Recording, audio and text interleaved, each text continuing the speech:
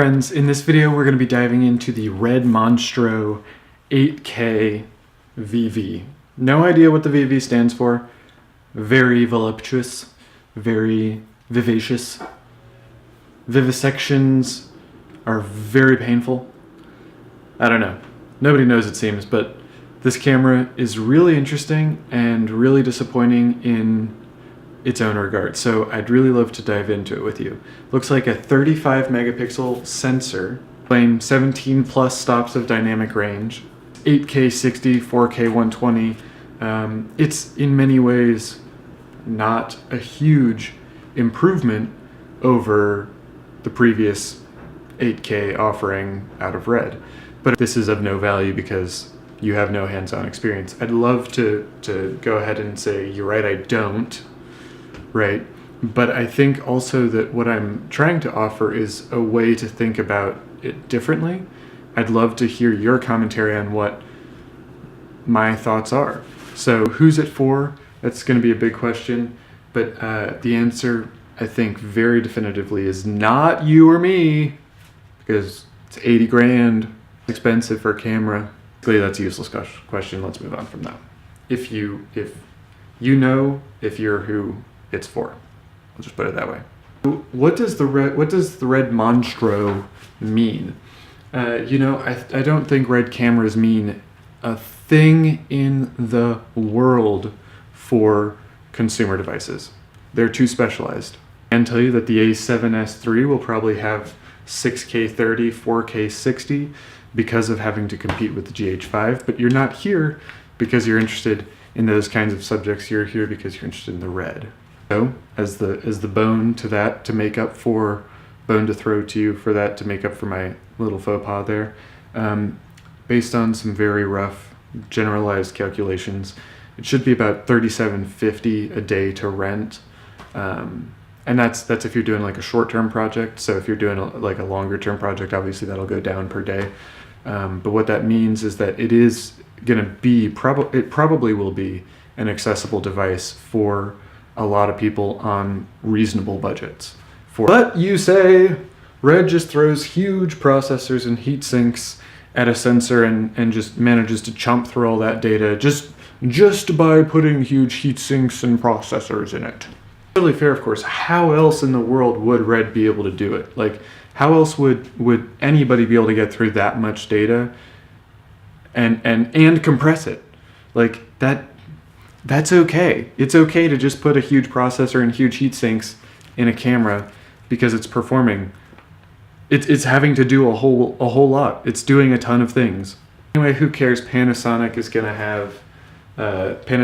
to give the Olympics a bunch of 8K cameras in 2020, so it's not even a thing. Really, it is actually hard to see what the impact of this device will be. Some people somewhere will always need the most possible of anything, right? Like, this seems like a very intentional camera for VFX heavy shoots. So like if you're doing like Guardians of the Galaxy, if you're doing Avengers, if you're doing stuff like that, this is a camera that makes a ton of sense for VFX heavy productions.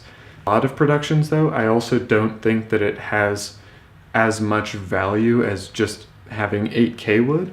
But let's get into that here in a minute. The really interesting thing, and if you're in the cine world, please bear with me for a minute, but I think this is kind of gonna hopefully tick over some things for you too.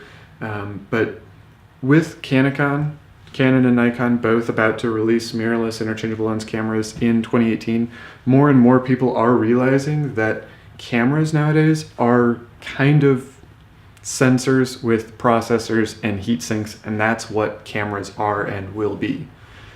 They're not mechanical devices, they're digital devices. Oh, blowing your minds, watch out! I believe that silicon gets about twice as fast every 2 years, like the processors, all that stuff. Sony's newest processor in their A9 can handle 480 megabits a second of throughput. 6 years, that'll be something like 1,920 megabits per second of throughput, based on that kind of average of performance increase. That kind of thing will be adequate for 8K in a typical full frame camera. And remember too, you can always just tack on another one. another processor to take that to 3840 or whatever megabits per second throughput for a specialized task or for just compression or whatever. Remember too that the iPhone 8s and the iPhone X or 10, whatever, the processors in those, the microprocessors in those are actually like more powerful than the processor in Apple's own 13-inch MacBook Pros. Won't be too long before microprocessors that are very efficient will be blowing away today's and yesterday's really high-end processors. At which point mirrorless interchangeable lens cameras will be as powerful as today's high-powered laptops and desktops. Remember that the red Monstro is actually a mirrorless interchangeable lens camera. It's not a consumer version, it's not a stills-oriented, stills-based, but still hybrid mirrorless interchangeable lens camera, but it is, there is no mirror, it has no mirror slap, it is mirrorless, it does have interchangeable lenses, and you could call it an interchangeable mount camera if that makes you feel more special. Whether you believe that mirrorless interchangeable lens cameras are the future or not, chomping through 8K 60 footage is going to be a thing that will not cost 80 grand in a very short period of time. Perhaps this is the last underwhelming and overpriced option from Red. Don't get me wrong, I know that 8K 60p is monstrous. I know 17 plus stops of dynamic range, monstrous.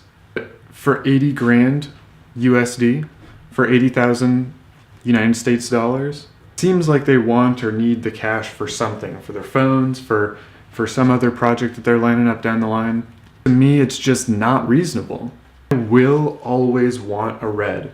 I'm not trying to say this is a niche item that, you know, no one should use. When you can get the 8K weapon, I think it is, that does 8K 30p, has 16.5 plus stops of dynamic range for 50K, for 50 grand USD, for $50,000 United States, or the 8K Monstro that does 8K 60p with 17 plus stops of dynamic range for 80 grand, you're adding 30 frames per second and getting half a stop better dynamic range for 30 grand, for $30,000. That doesn't seem like an adequate dollar to value proposition. Like, not very long, we'll see consumer cameras that can do this kind of thing, and I'm very interested in seeing where it all goes. So yeah, thank you very much for your time and for your attention. I'm looking forward to seeing the next one. I don't feel like you're getting 30 grand more worth of performance just from what I've seen. And I don't use these on a regular basis. If you're in VFX, of course it is. But for most other applications, I don't feel like this is really going to be, and maybe VFX is so heavy nowadays that it just is, period, right? But it just doesn't seem like an adequate value proposition. So I'm very curious to hear what you people who know way more than I do about this have to say about it, what you think about it. I'm very interested in what you have to say. Please keep it civil. I'm acknowledging some of my ignorance. I'm also not trying to say that I know best. I'm trying to say, let's have a conversation. Let's think about it a little bit differently. I think the big takeaway, though, is that